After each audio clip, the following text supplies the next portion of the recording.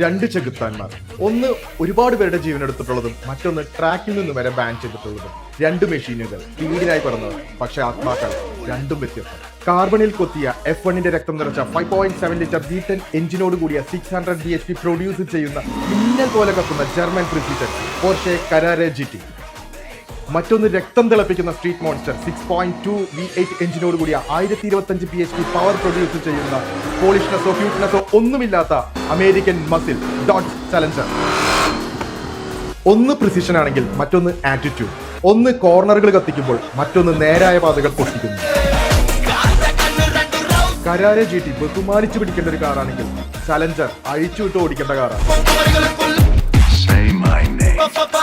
ഒന്ന് നിന്റെ സ്കിൽസ് പരീക്ഷിക്കുമ്പോൾ മറ്റൊന്ന് നിന്റെ ഗട്സ് പരീക്ഷിക്കും. പക്ഷെ ഇത് രണ്ടും നിന്റെ ഹൃദയത്തിന്റെ താളം തെറ്റും. ഈ രണ്ട് ചെകുത്താന്മാരിൽ ആരെയാണ് നിങ്ങൾക്ക് കൂടുതൽ ഇഷ്ടമെന്നുള്ളത് കമന്റ് ബോക്സിൽ അറിയിക്കും.